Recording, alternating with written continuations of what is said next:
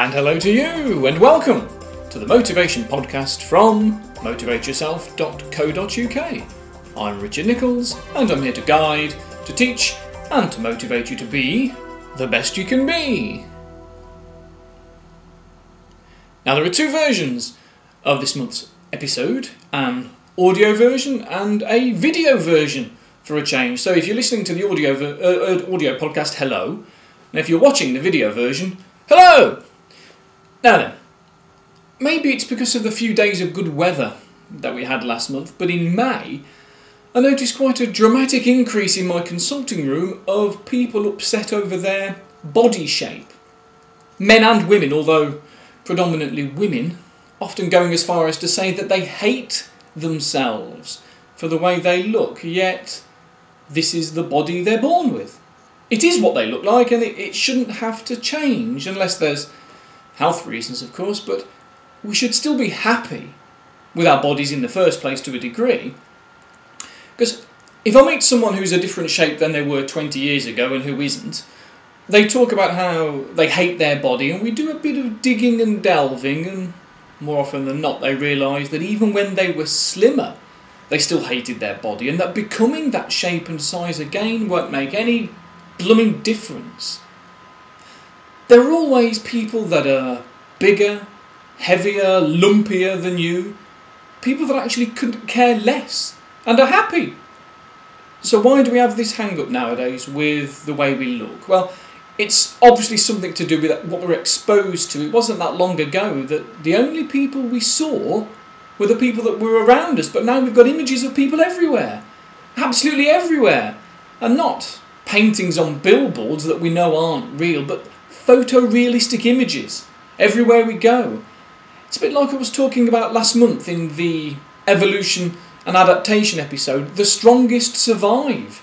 The company that uses a pretty woman in their advert finds more people look at it. Men and women, because we're all drawn to attractive looking characters, irrespective of anything to do with sexual orientation. So the company does well because of the pretty lady in the advert.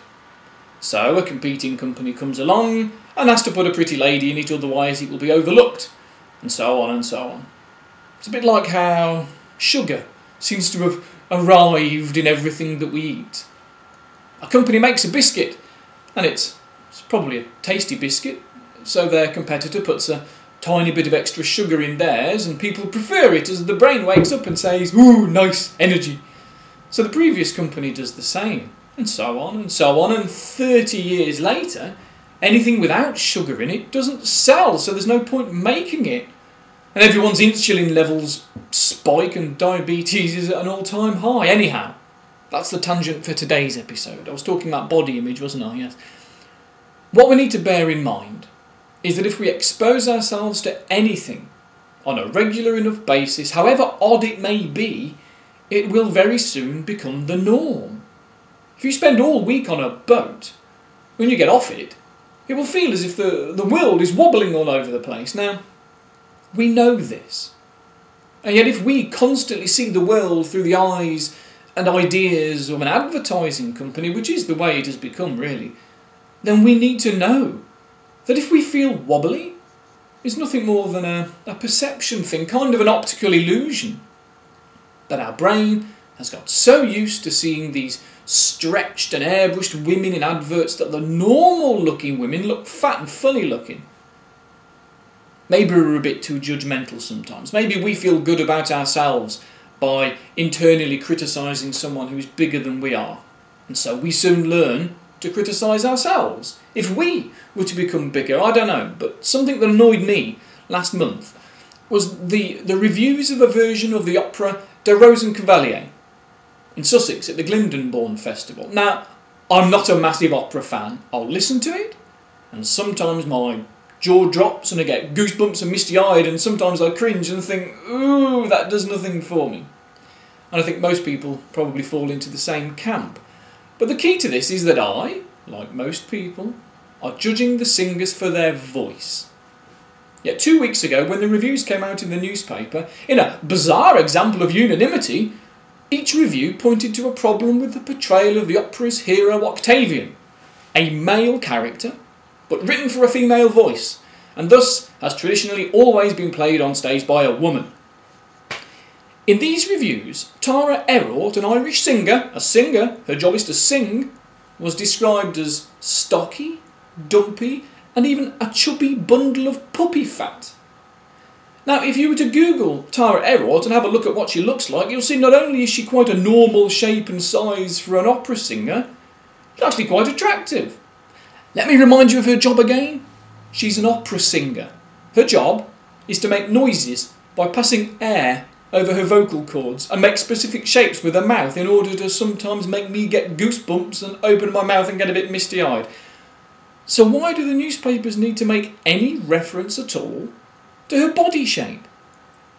What is happening in our society that means that is now a normal thing to do? That before we pass on an opinion of someone's voice, we have to first examine their shape and size.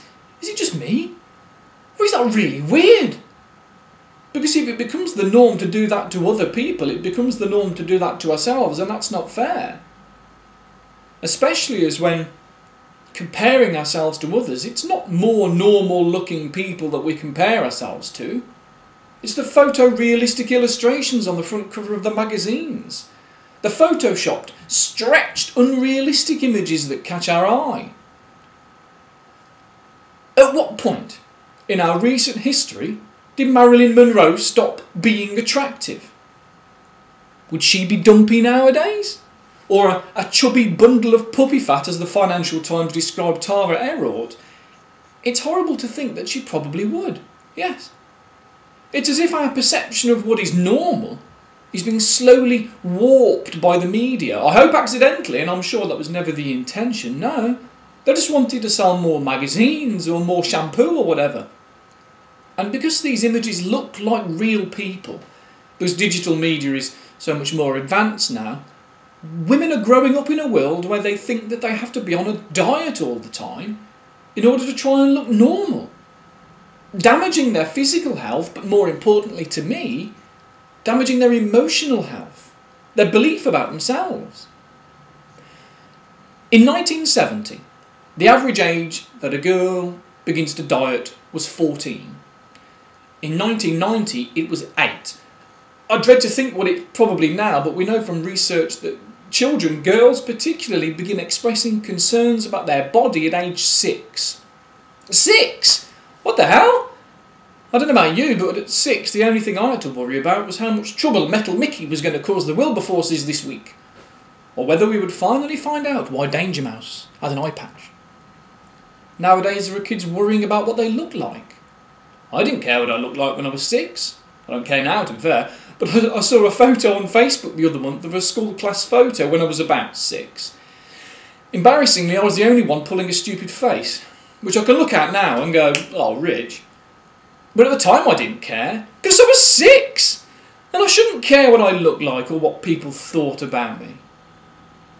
But what chance do we stand when we're bombarded with all this stuff in the media that says, you can't possibly be a success in life unless you look like this?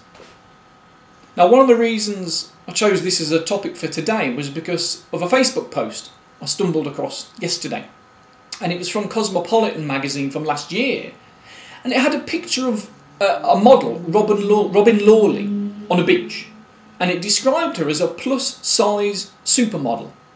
Now, when that photo was taken, she was a UK size 12. That should not be seen as plus size. That's a perfectly normal and very, very healthy size. In fact, for someone who's 6'2", it's probably an unrealistic size. But the fashion world seemed to think that once you're a normal shape, then you're plus-sized. So I don't see things changing in a great rush, but I know I'm not on my own in helping to make people aware of this. That picture's been shared about a bit, and I made a picture last month on Facebook that spread itself around the internet quite nicely, so thanks to everyone who shared it. It was of a before and after image of a model on a photo shoot. Before, she had been digitally manipulated, and afterwards. And I wrote over the top, why do women find it so hard to look like the women in the magazines? Because even the women in the magazines don't look like the women in the magazines, that's why. And I was surprised with the amount of messages I got from people that said, "Oh my God, I had no idea that they did this so much." Because to me it's so prevalent and obvious that I thought all people needed was a funny reminder about the way the media distorts our perceptions of body image, but transpires there are still people unaware of all of this and do need telling, so spread the word, folks. If you go to the podcast Facebook page, facebook.com/motivate yourself podcast, you can share that post with everyone and see if you can open up someone to the reality of what the media does.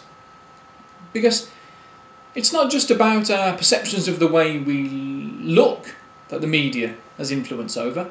Remember, these TV channels or magazines or whatever, they're trying to get our attention. The more they can do that, the more money they get. So please, take everything that you see, hear or come across in the media with a massive pinch of salt. Because if the Daily Mail wants you to buy their newspaper, they'll put something on the front page to make you look. And that's not going to be burglary rates at an all-time low, even though it's true. They'll instead put burglaries possibly to rise because of increase in immigrants flooding into Britain. And this sort of nonsense does have an influence upon us. The CSEW, the Crime Survey for England and Wales, showed some interesting data with regards to our perception of crime. The CSEW asks people whether they think that crime is getting worse where they live and what they think about the whole of the country. And it showed that people perceive that crime is getting worse overall, but not just where they live. Not where they live is fine. So there's a massive gap between what we know is going on around us and what we think must be going on because of the media. So even though they can see with their own eyes that it's a safer place to be nowadays than it ever has been, and I mean ever, forget all the, "Oh, you could leave your door unlocked when I was a kid" nonsense, because it's not true. That's a childhood innocence thing that shows how sheltered we were back then compared to now. So even though they can see with their own eyes that crime is down, they still reported that on the whole, crime must be up. Well, where do they hear that? Sodding exaggerations in the media, the lies on Facebook posts that get shared around. I saw one the other week, a post that said, if you're ever driving down the road and someone throws what looks like eggs and flour at your windscreen, never wash it off, because it's really a cement-like substance that makes your windscreen unable to see through, and you'll pull over and be carjacked and beaten to death. It's a lie. It's not true. It's a fake story that's been shared around for a few years now. A bit like the one a few years ago that said, "Never flash your lights at someone at night if you see them driving without their headlights on." Because there is a craze sweeping the gangs of the nation of driving without your lights on and then firing a gun at the first person who flashes you to get you into this group. Again, lies. Not true. Never happened. The internet's full of them. But the pages that hold the story on the internet, they have dozens of adverts that might only earn the person who hosts it, I don't know, a quarter of a penny, because there's so many on there when the page is viewed. But if 1 million people see it every year, that's 250,000 pennies, 2.5 grand, nice little earner. Set up a website full of nonsense and leave the public to do all your advertising for you for free. Providing it's nasty enough stuff, of course. Before falling into this trap, always check it out before you share it. Snopes.com is a good place, or Hoax Slayer. They're good. They even have Hoax Slayer has a specific section called Bogus Warnings, False Alert Hoaxes. It's full of them. All trying to get our attention with fake stories about dog snatchers and thieves asking you to sniff perfume that's really knockout spray. They're nonsense.